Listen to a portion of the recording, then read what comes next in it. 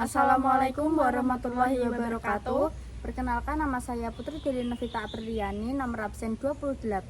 Saya Vera Damayanti, nomor absen 35. Kami di sini akan menjelaskan materi ekonomi tentang Kebijakan mikro dan makro, kebijakan moneter, kebijakan fiskal. APBN, dan APBD. Simak terus video kami ya. Ekonomi mikro. Pengertian: ekonomi mikro merupakan salah satu cabang ilmu ekonomi.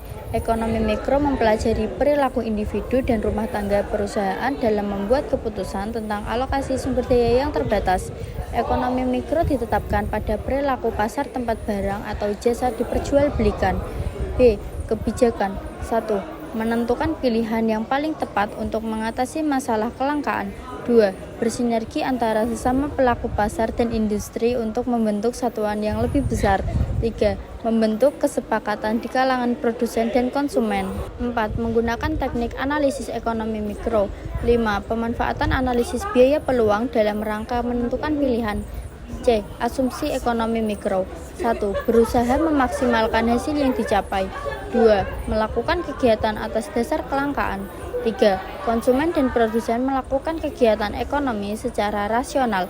Ekonomi makro mempunyai skala perhatian yang lebih luas. Teori ekonomi makro lahir dari upaya untuk menerangkan depresi besar yang terjadi tahun 1930. Kebijakan ekonomi makro adalah mengusahakan pertumbuhan ekonomi, menghindari masalah inflasi, menstabilkan kegiatan ekonomi, mencapai penggunaan tenaga kerja penuh tanpa inflasi, menstabilkan neraca pembayaran, dan kurs valuta asing.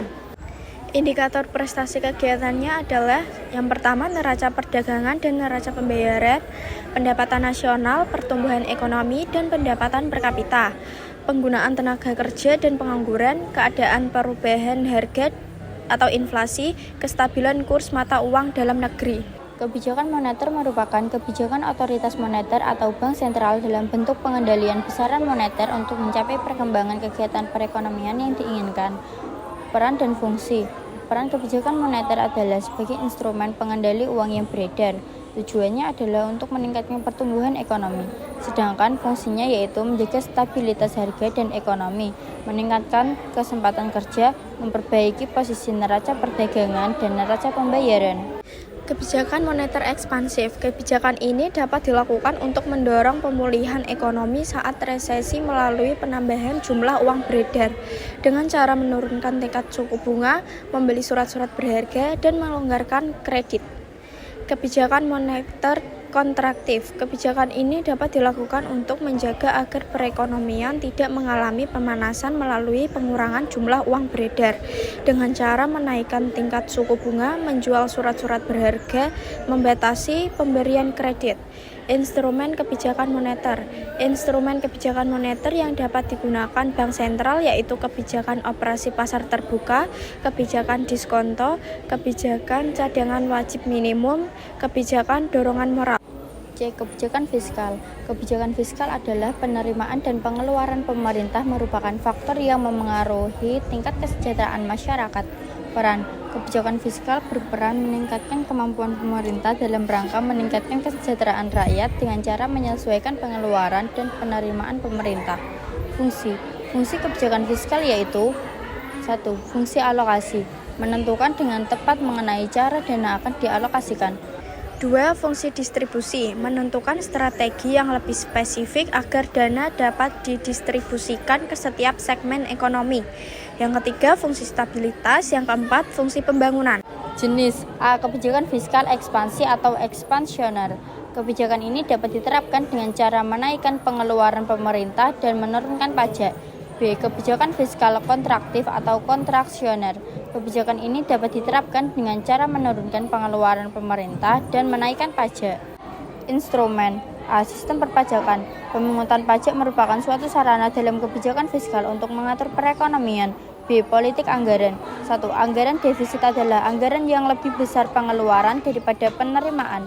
Memang direncanakan agar pengeluaran pemerintah lebih besar dari penerimaan. 2. Anggaran surplus, yaitu pemerintah merencanakan penerimaan lebih besar daripada pengeluaran. 1. Anggaran pendapatan dan belanja negara (APBN). Pengertian APBN. APBN merupakan alat utama pemerintah untuk menyejahterakan rakyatnya dan untuk mengelola perekonomian negara. Fungsi APBN. Fungsi otorisasi anggaran negara menjadi dasar untuk melaksanakan pendapatan dan belanja pada tahun yang bersangkutan. Fungsi perencanaan. Pedoman bagi manajemen dalam merencanakan kegiatan. Fungsi pengawasan. Untuk menilai kegiatan penyelenggaraan pemerintah negara sesuai ketentuan yang diterapkan. Fungsi alokasi. Negara harus diarahkan untuk mengurangi pengangguran dan pemborosan sumber daya. Fungsi distribusi. Harus memperhatikan rasa keadilan dan kepatutan. Fungsi stabilisasi. Menjadi alat untuk memelihara keseimbangan fundamental perekonomian. Tujuan APBN. Penerimaan bukan pajak dan perpajakan. Penerimaan hibah, belanja pemerintah berdasarkan jenis, fungsi, dan organisasi. Tabungan pemerintah. 2. Anggaran pendapatan dan belanja daerah (APBD). Pengertian APBD. APBD merupakan satu kesatuan yang terdiri atas pendapatan daerah, belanja daerah, dan pembiayaan daerah. Fungsi APBD. Yang pertama, fungsi otorisasi. Anggaran daerah menjadi dasar untuk melaksanakan pendapatan dan belanja pada tahun yang bersangkutan.